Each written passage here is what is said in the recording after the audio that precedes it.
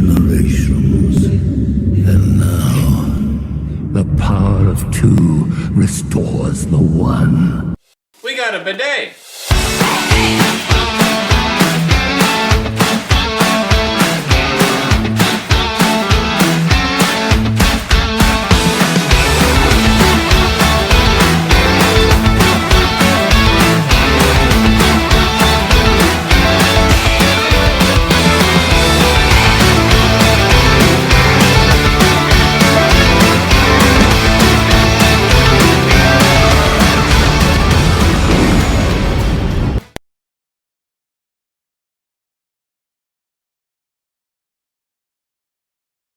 Hey everybody, and welcome back to the channel for another movie discussion. We are talking about Fly Me to the Moon today. I want to preface because I actually I don't recall seeing a trailer. Sarah just watched a trailer, I think, for the first time right before we did this talk, just so we kind of even know what was in the preview. I know myself, I saw a movie poster for this film when we went and saw a different movie. But I saw Channing Tatum, I saw Scarlett Johansson, and I saw Fly Me to the Moon. And then I think I briefly read somewhere that it was about the moon landing from, way back when we first landed on the moon. And I didn't know whether it was a true story, whether it was a um, uh, parody of what happened. I don't know. So I just kind of went into this movie completely blind and then asked questions later because then I went online and tried to see, what was true, what was not. Um, but we're here to talk to you about our thoughts. This first little beginning, we'll talk about non-spoiler stuff. And then after we give it a rating, we will transition to spoilers and talk about the movie in a little bit more detail. So I'll jump right in. I thought this movie was okay. It is over 2 hours. And I feel like the movie felt that way. It felt a little long. There were times where I thought the movie might be wrapping up and it just had a little bit more to go. Um, I feel like Channing Tatum and Scarlett Johansson did a great job in the movie. There were also some other surprise actors. Well, maybe they were in the previews. I don't know because I didn't see it. But Woody Harrelson is in the movie. Ray Romano's in the movie. Um, Jim Rash is another one that is from some of our shows. He was familiar. So there's a lot of people in this movie that definitely has a star-studded cast, to say the least. They were all briefly in the trailer. Okay, so we do know about them. So I thought they were great, but I don't know. So it to let you all know, I don't really think this is considered a spoiler. The movie is based on the idea that some people believe that the moon landing was fake.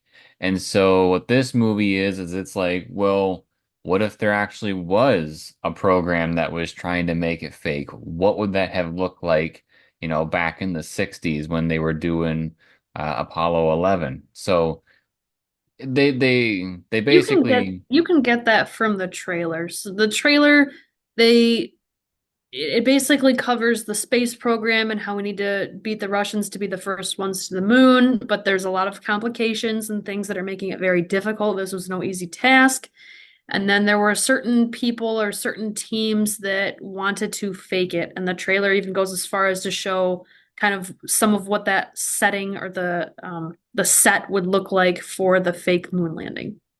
Right. What I was trying to get across was that um, the movie is essentially a spoof. It's not based off of something real. So, like, if you're going into it thinking that, every single piece in this or the majority of it was based on a true story, it's not. I'm sure a lot of the Apollo 11 stuff was probably true, like when they were, going through and, when they launched it and stuff like that. Maybe the dates were the same, but I think the majority of this movie is probably false and not true. Yeah, there were a couple snippets during the film that I believe were actual like real footage from the 1960s. And I do believe those were actually like factual, but those had nothing to do about it being fake. It was really more just, either footage of the launch or footage of politicians talking about whether they supported the launch or not, and how kind of the nation felt about NASA at the time. Um, so pretty objective stuff. There were some of those like news broadcasts that I had half wondered if some of them were real or fake based on just the way they looked. And if they were fake, they did a really good job making them look old. But because Yeah. what was going through my brain was if this is real, like there's a chance that these people are dead. Like, do they wouldn't even realize, oh, hey, you were in a movie, if they were never actors, because they were like news clippings from different things. So, I was gonna say, as far as my opinion about the movie, I think the movie was pretty average. The I feel like it maybe marketed a little bit more kind of like I wouldn't say romantic comedy, even though there is a bit of that in here. I thought it was kind of supposed to be like a historical comedic type film, especially with Channing Tatum and Scarlett Johansson at the helm. Um, there were times where parts of the movie were funny, but I would say, I mean, for us, there was somebody in the movie theater that would snort like super loud. And so I think that was a little bit more funny than half the jokes that they were telling, because you could tell when they were, trying to tell a joke, but some of them just really didn't land, or it was like, okay, I guess that was a little funny. I laughed on the inside, but I think maybe one or two I got a good chuckle out of, but the majority of them, and honestly, the ones that I did get a little chuckle from were from the director character, played by uh, Jim Rash. His character's name is Lance. Um, I think he was probably the best one for the comedic stuff. But what did you think? Overall, it was an all right film. Being that I took a film class in college as one of my gen eds, one of the things they taught you to look for is one of the things they taught you to look for is colors and what they represent and stuff. And actually, your background portrays this perfectly because for the bulk of the film, Channing Tatum is wearing yellow and Scarlett Johansson is wearing blue.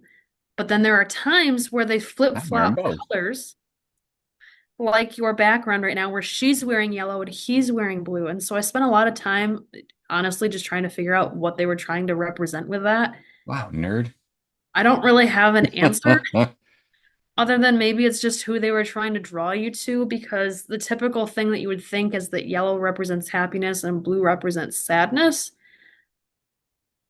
But I don't know that that really related to the characters and when they were wearing those colors. So I was trying to think of what else it could represent. I didn't really get a good answer, but it is something that I noticed is that for the bulk of this film, they're flip-flopping between those two colors for these two characters. Well, like you said, when Channing Tatum's not wearing blue, he's wearing a yellow shirt, and my God, he looked like Captain Kirk. I could not get that out of my head because it then kind of felt like a spoof Star Trek film in a way. Because Yeah. he was the commander for the bridge, basically. Well, and the collar of that shirt, because it was more like a sweater t-shirt type, like it wasn't a long sleeve sweater, it was a short sleeve sweater, but the collar of it looked similar enough, or at least to me it did. Another fun fact that I have for you is, did you know that this coming Tuesday, July 16, is the 55-year anniversary since the launch of Apollo 11, which is what this movie's about? I did not. I did not pay attention to the dates in the movie. I mean, I know they had a countdown to how many days to launch, but I did not hear about a date. I don't remember hearing it in the movie either. I just looked it up. Oh, And I thought it was fun to share. In maybe terms of that's the why it actual, released at this time. I'm thinking so, yeah. In terms of the actual movie, I don't know if you said this or not, but the bulk of it is in the trailer. And that sounds weird to say because the trailer I watched was only 2.5 minutes, and this movie is over 2 hours. Not quite 2.5, it's 2 hours, 12 minutes. But the main idea of all of it you can get from the trailer. So, like, if the trailer looks really good to you, I think you're gonna like this movie. If you thought the trailer looked boring, this movie's probably not for you. I think the only thing that the trailer really doesn't cover, and I'm gonna leave this ambiguous, so it's not a spoiler, Um, the trailer leads you to think that they are faking the moon landing. And whether or not that footage becomes public in the movie is what I'm going to leave as like the surprise ending for you, is how all of that plays out. Who finds out about it? What do they do about that information? How do they handle that information?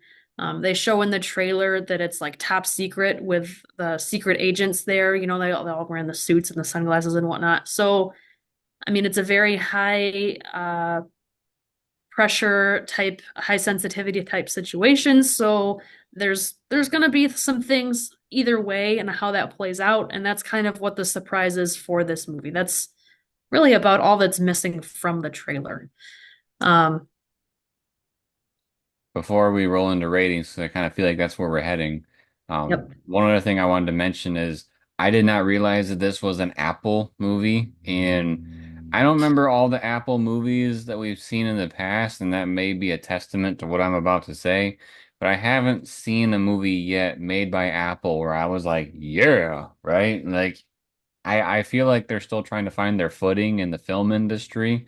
And so when I saw that, I was like, uh-oh, what did we get ourselves into? And once again, it is a pretty average film from Apple. A couple that we have seen would be Killers of the Flower Moon, Oh, wow.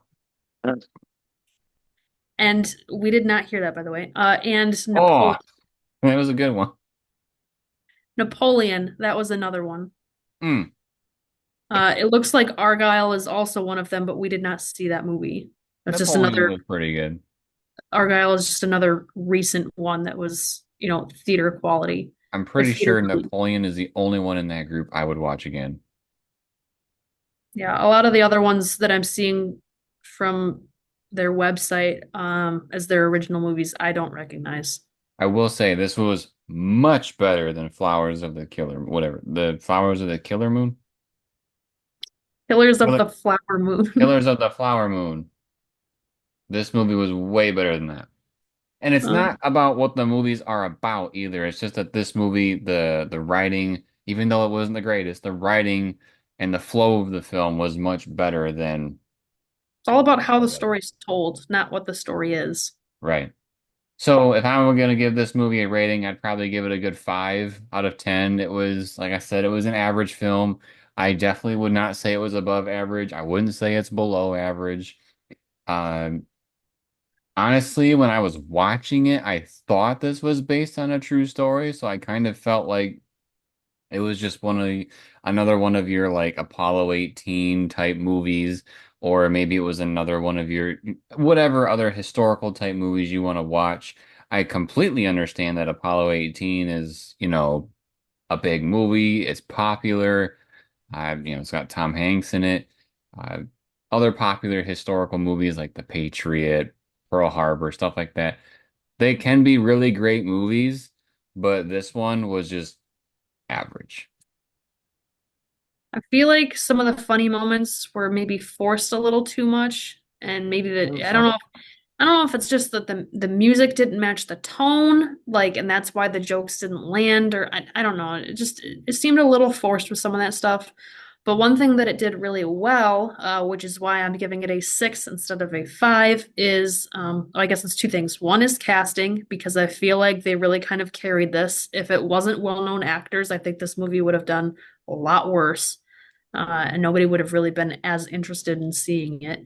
But the other thing, and this is really the biggest thing for me personally, is that I feel like they did a really good job of making you feel like you were there and you were present and you were part of the story. It wasn't you were just like peering in and looking at what's going on. It's you felt like you were there working alongside them. And I appreciate that. I'm glad you got that feeling. All right, so Sarah gave it a 6, I gave it a 5. We are going to roll into the spoiler section here.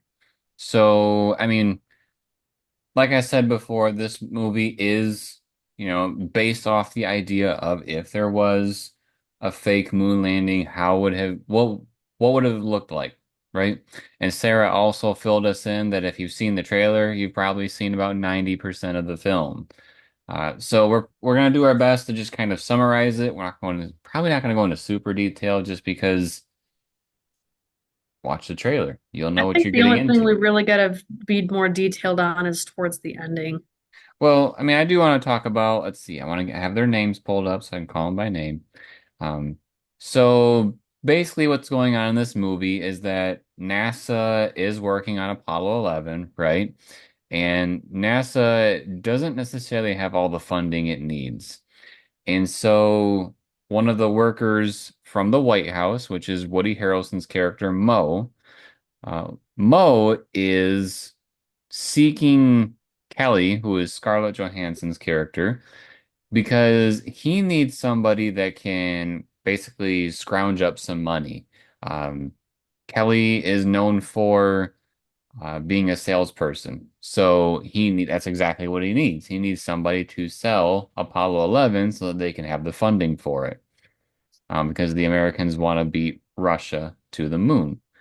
And so Kelly comes into play. She's rolling into town. She goes to a diner, and we also meet Channing Tatum's character, Cole. He's coming in at that exact same diner because he wants some coffee, and he notices her right there, and he's a bit, um, he's got like a crush right away. It's the most beautiful woman he's ever seen, and so She is uh, really pretty. she is pretty. Uh, he can't stop looking at her. She can't stop looking at him. We get this whole thing. And um, basically, what it boils down to is that when he goes to leave, he's still thinking about her. So he comes back in and just pours out to her saying, well, I don't think I'm ever going to see you again, but I want to let you know that I think you're beautiful, you're amazing, blah, blah, blah, blah, blah. And then he leaves. Not knowing that she's actually, in the area because she's going to be working to help get NASA the money that they need. And he works at NASA. He's one of the lead people in the project.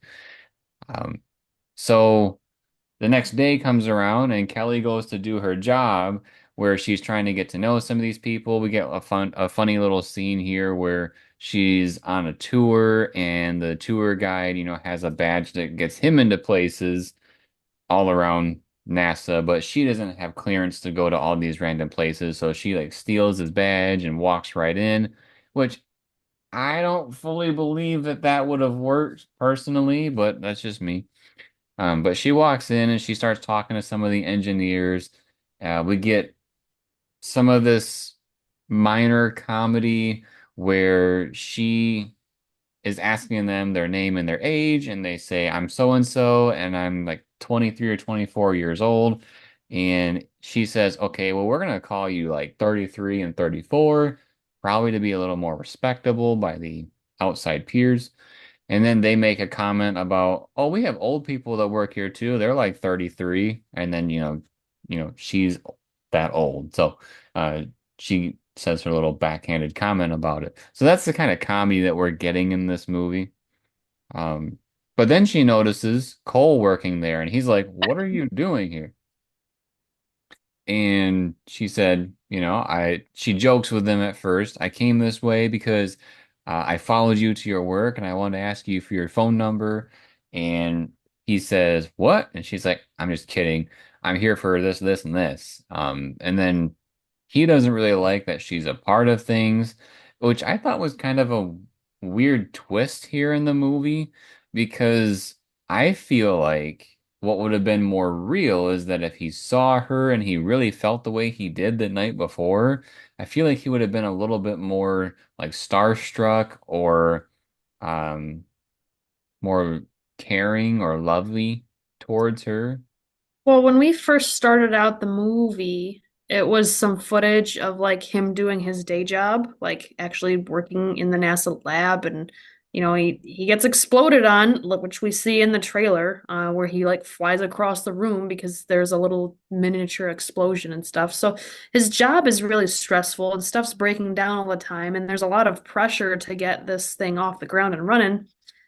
There was a And lot I of pressure think, that caused that explosion. yeah, yeah. Um, So I think at that moment, he's probably just really worked up and not really in the mood to flirt because he's not off duty. And who knows how hard his day was that particular day and whatnot. So I think he's just grumpy from doing his job. Could be. As we see throughout the rest of this film, they butt heads a lot. So there's a lot of that tension of like, you're cute, but you're also a pain in the butt because you're constantly getting in my way. Yeah. But once he understands that, she's basically the one to get the funding, I think that's when he starts to let up a little bit. Um, let's see, they need the funding, and hopefully I'm not jumping too far ahead, but one of the examples is that the senator is in town and he's planning on telling them that he doesn't have money for their projects. But when Kelly steps in, she's doing this whole charade of like, you spoke at my school and in middle school, and you said this inspiring thing, and I don't understand how you're going to come here and you're not going to do what your word said.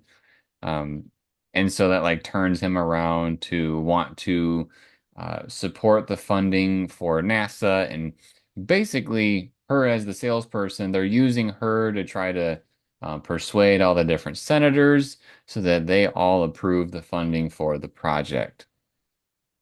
Let's see. Along the way, we do get, little bits and pieces of character development within their relationship. So right now they're basically friends.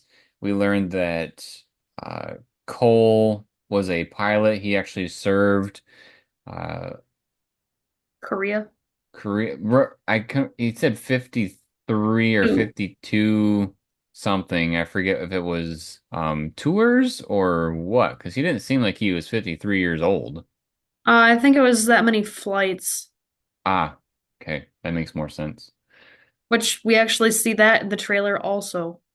Oh, Uh, the little scene where the actors are there because they don't do because Cole's character is refusing to do interviews. So he meets the actor who's portraying him and reading the script off and saying, I flew 60 missions. And he goes, actually, it was 52. And so then the actor is like, I flew 52 missions. How did that sound? Was that believable? Like that whole scene is in the trailer.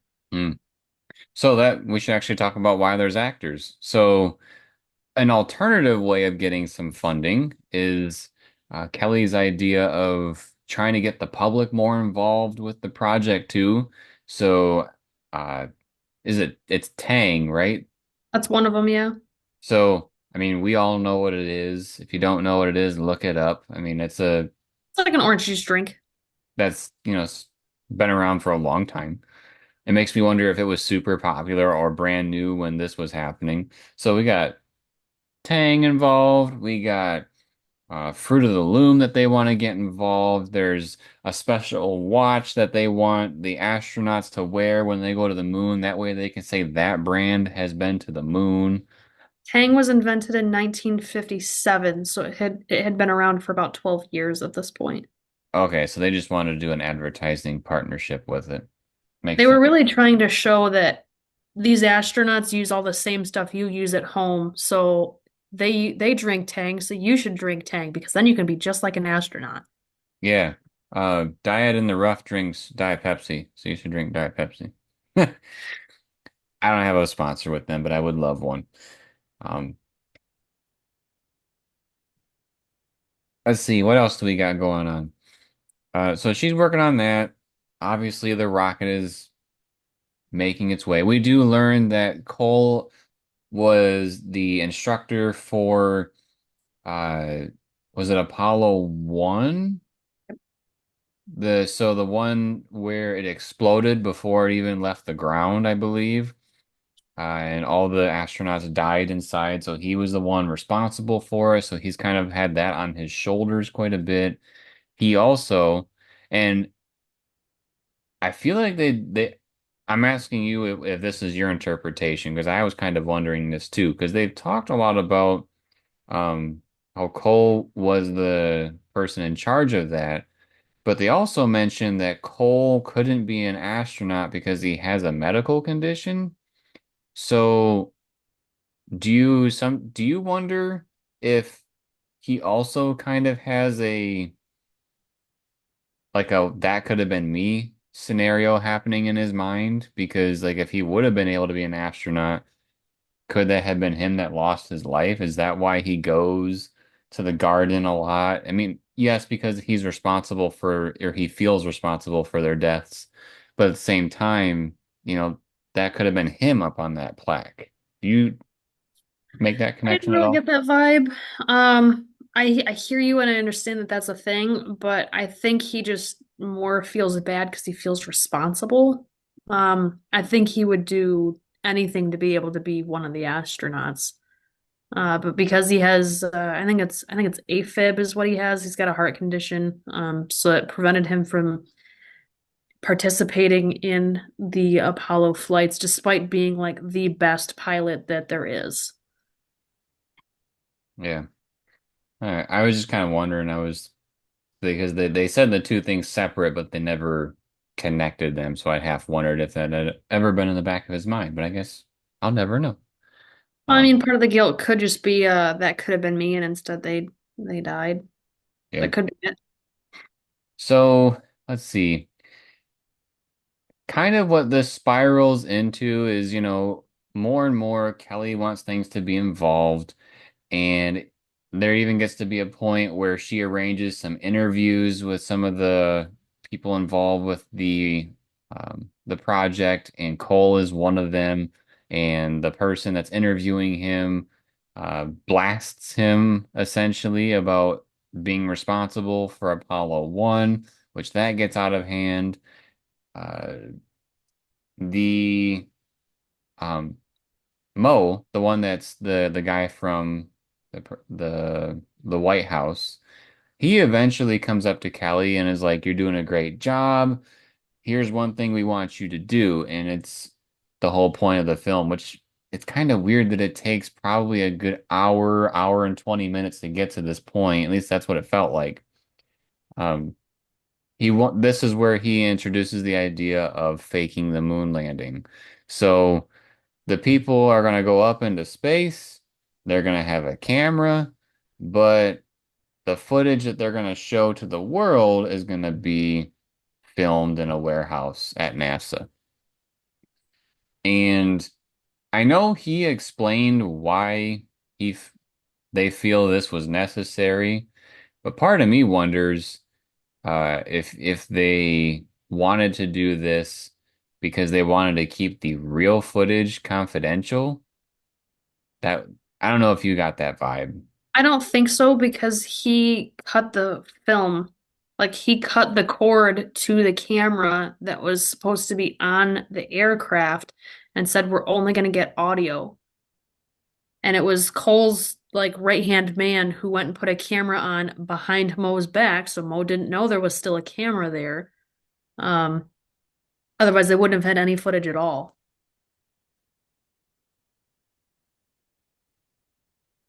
I see what you're saying. I I did not think about that.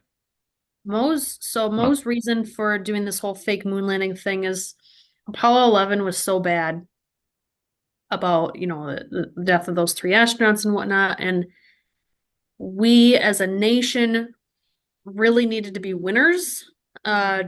From you've got the Korea War that wasn't that long ago, you've got the race against Russia and everything else, and it's just we needed something to unite us as a nation and not to feel like a failure. So that's why, from like a coming together standpoint, he wanted it to be a success no matter what. Um, so she knows about this and she goes along with it because she reveals some backstory to Cole later that essentially, when she was growing up, her mom taught her to be a con artist. So she has a bunch of different names. Kelly's not her real name. And she kind of could be in a lot of trouble. And Mo is promising you go through all these hoops, you do this for me, you keep this top secret, we'll wipe your slate clean, and you can just go on about your life starting over as like a fresh start, and not have to keep running forever. So she goes along with it for a while, But the more she goes along with it, the more she realizes how much would hurt Cole if he were to find out, and the American people, and not wanting to lie to everybody because that's kind of the past that she's trying to get away from. So she eventually does tell Cole, so he knows.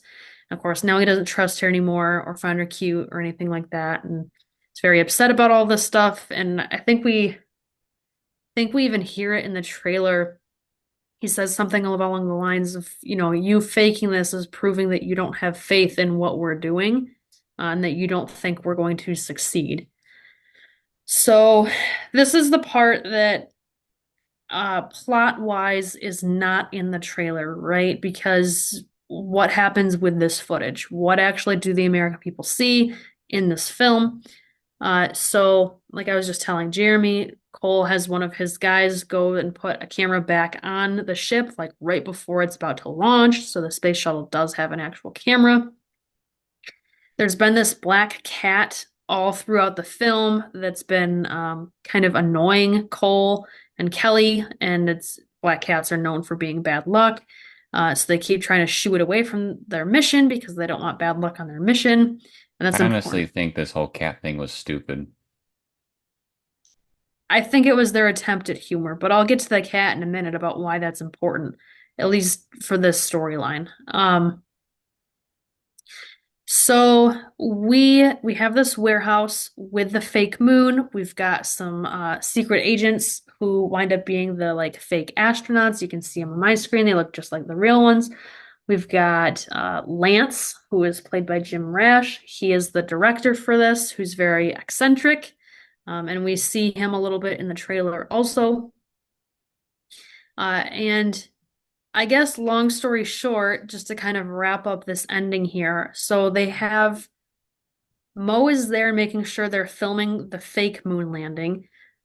And we've got Cole talking to his guys who are filming the actual moon landing, right? And so for the first little bit, everything is directed to be the exact same. That way, Mo can't tell that they're filming the wrong one. But eventually, that black cat gets on set and then he sees it's not on TV. Well, how is that not on TV, right? And it's because the footage is from the real moon landing. So insinuating that although the moon landing could have been faked, it was not faked, and it was in fact real. And he, although was upset that she went against his direction and was filming the actual thing, which is not what he told her to do. At the same time, it kind of saves him because if the American people were to see a cat on the moon, they'd be like, what the heck? I know this is fake. This is wrong, blah, blah, blah. Chaos. So it's kind of a happily ever after type ending. We don't really know what happens to Kelly and Cole's relationship from here. They seem to make amends, but whether they stay friends or become like an actual thing, I don't know. Well, they were like making out as the movie ended, so something tells That's me that they probably at least went on a second date. that's true. I forgot about that last scene at the end there.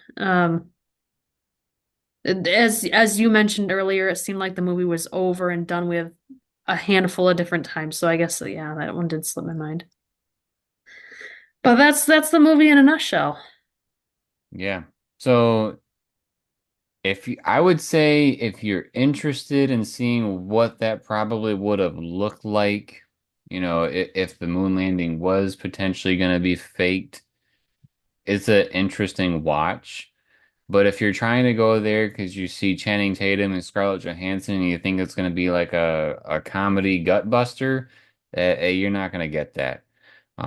Which is interesting too, because I feel like with the fact that they threw in Ray Romano and the director guy, Jim Rash, that really seems like comedy would be set up there.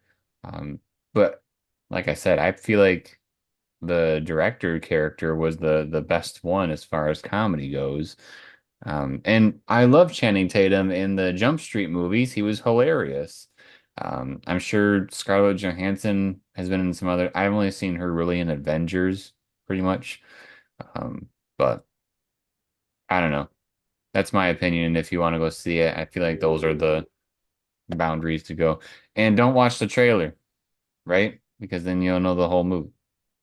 Either that or watch the trailer and see if it looks like something you want to see 10 times longer because that's what this is. That more than 10, but yeah. All right. Well, that was our little movie discussion on Fly Me to the Moon. If you enjoyed this type of video, make sure to subscribe to the channel and turn on notifications. We are doing at least 2 movie discussions a month, sometimes more like this month, because for sure we will be doing Deadpool when it comes out at the end of this month. We are very excited for that. Drops a like if you like the video and drops a comment letting us know if you've seen the movie. What are your thoughts? And then, as always, everybody, thank you for watching. We'll see you next time.